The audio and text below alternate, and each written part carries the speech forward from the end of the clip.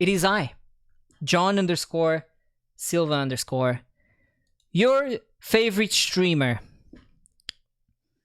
Today we have folks asking for Silva Decodes, how to sketch stones like that. And then he showed the goddamn stones. All right. So here's what we're gonna do. First of all, it's kind of too small. I think it's just a round brush. I'm gonna go with a round brush. It'll look similar enough. How to sketch stones like this? Let's grab a darker brush. This is good enough, I think. Also, I don't really need to show everything, just part of it. Honestly, the main deal about it is the shape. I know you're looking at all the little intricate like lines and like how it's probably like rendered and has like all the sketchy good looking brush strokes to it. But what you want to focus on is the bigger mass of something, or the biggest mass of rock that a rock formation that you are either looking at. It could be a study or from imagination. That's what you need to focus on. So I will well, I'll make my own, I guess, or I'll do kind of like the one at the bottom here. So I'll focus on like one big shape. I'll try to simplify it too. One big shape, and then maybe this one has another one kind of like on top of it, kind of like balancing, like a balancing act kind of thing. Whoa, that's not. There you go. It's still, yeah, there you go. Obviously, okay, you could go very in depth with this. For example, what type of rock is it?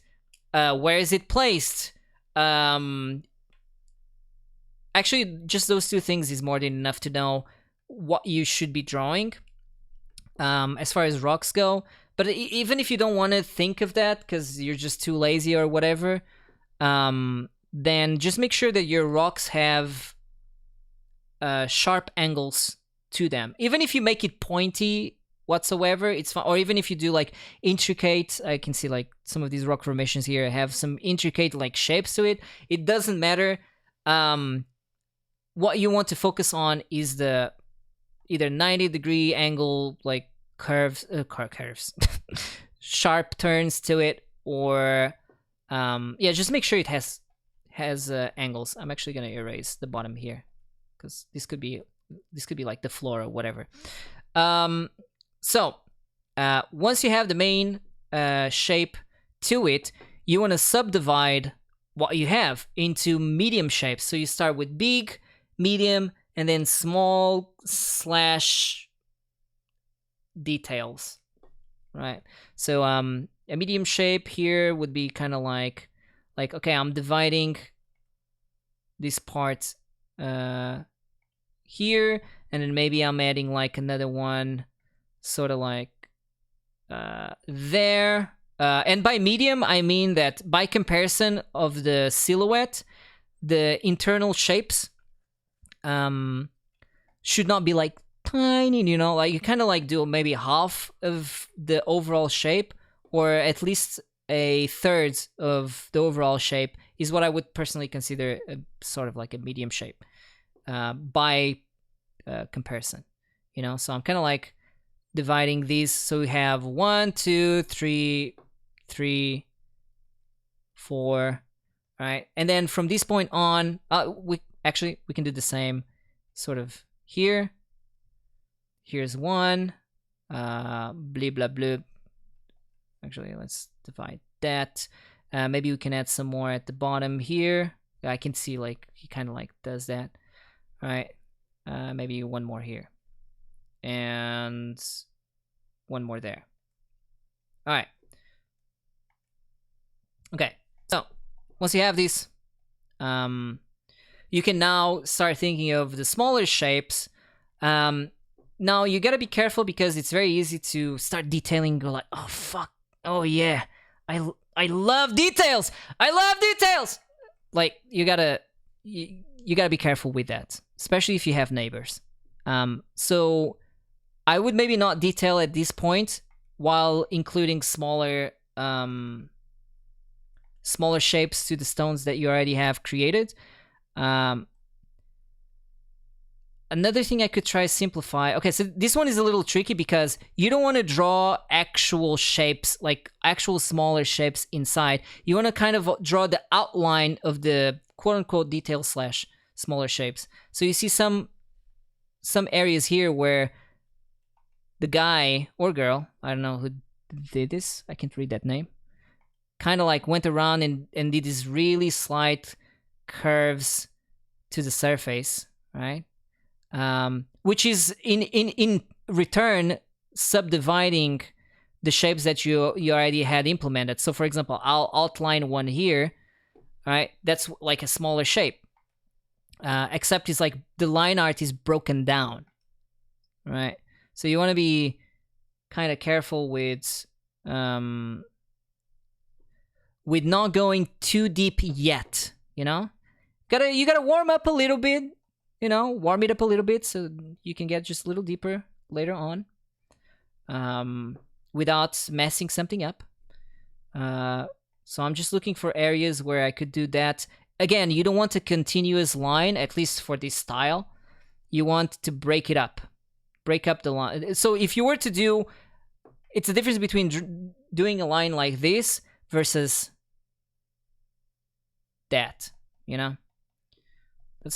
That's what you want more for this. Let's do the same for here. All right. Fuck yeah. Ofengzu did these? Nice. They're really nice. Really nice rocks. So it's all about big, medium, small shapes and then details. And the detail could...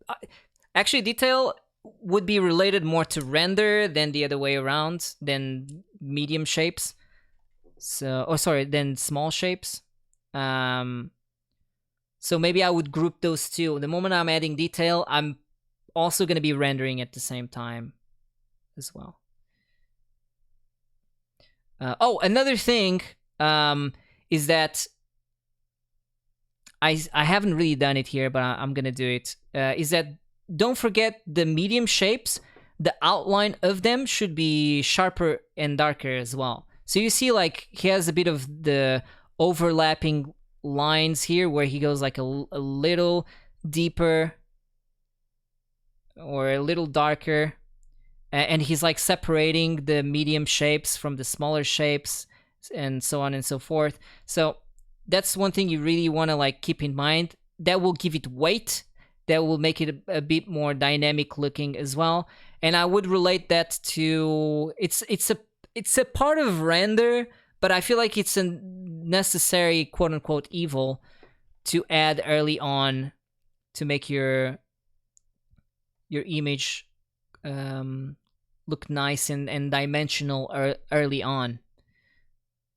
Right? So maybe you don't want to like overdo it, but you just kind of like pick areas of shadow occlusion or ambient occlusion. There's so many names for it that I don't even know anymore. But shadow occlusion is like when two areas touch so closely that light has a really tough time getting into it, or like holes would be considered, like here in the picture, he has a couple of holes. If I were to draw some holes here, I would consider that having quite a bit of ambient occlusion to it.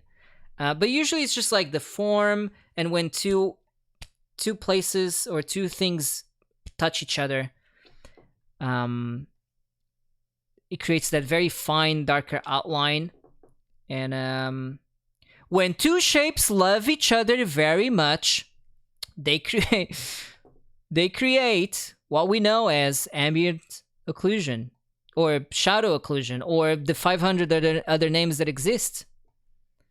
Okay, so I'm kind of done here with separating there's also texture to it. I didn't really mention, but that's more to do with the render, which I will get into it.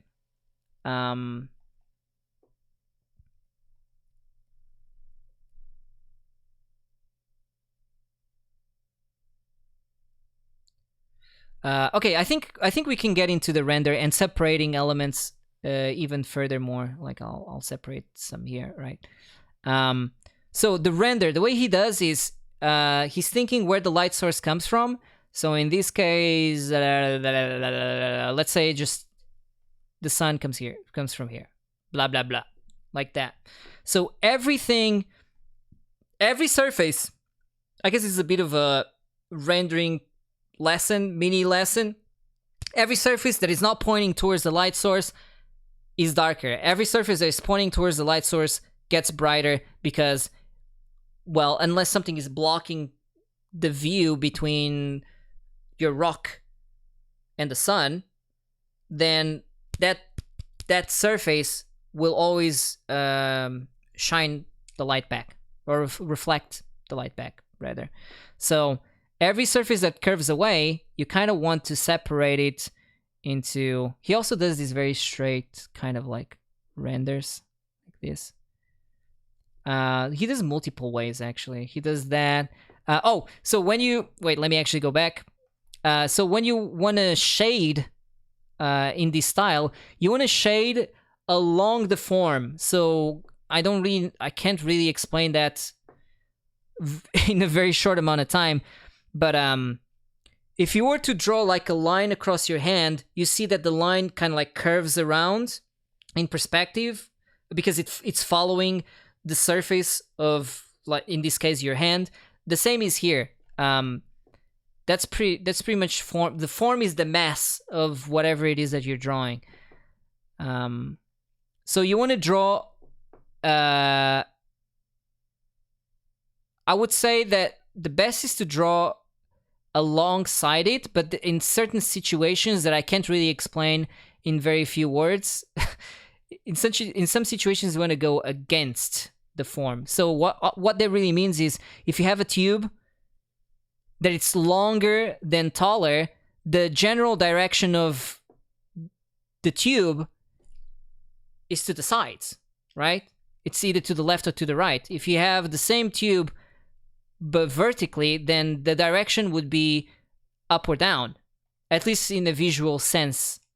Right? In this case, we have the top rock goes this direction, goes this direction, or either direction, and the bottom rock goes like that in terms of form, right?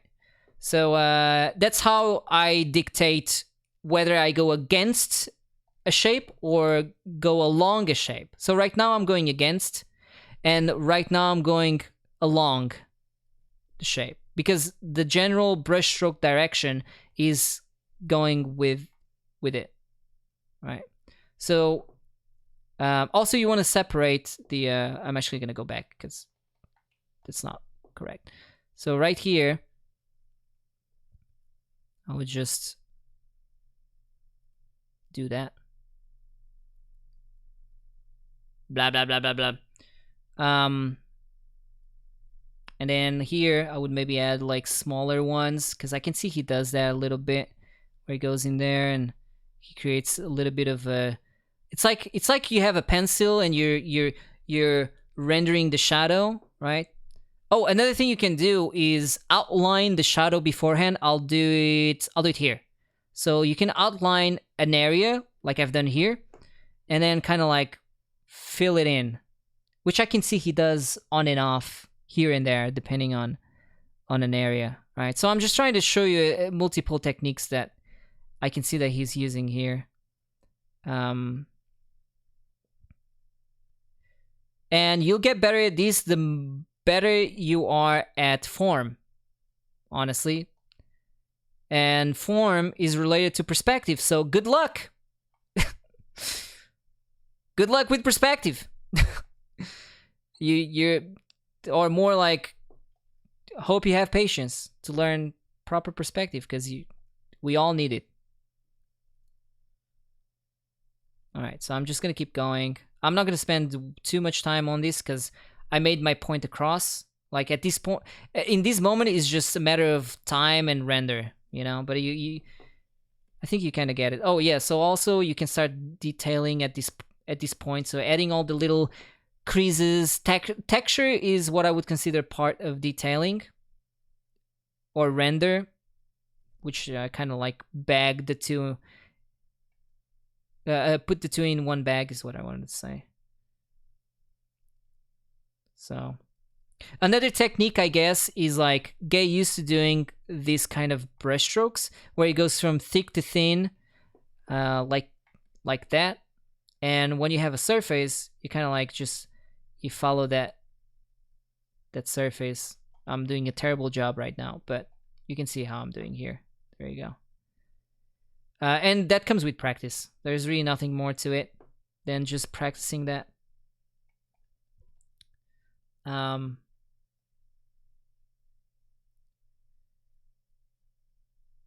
seeing your question, Lisha. I'll answer after the quote unquote video is done, which is I'm pretty much done. I mean, the rest is just. Oh, another thing is, no, I already mentioned you can separate. You know what? I'm gonna do what he does, which is he adds a little like lighter value for the light. I guess that is part of the render style that he goes for here.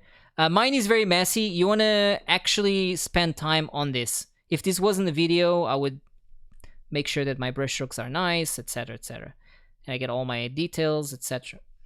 I'm just gonna make a new layer and just go a little brighter and kind of like, no, that's too bright.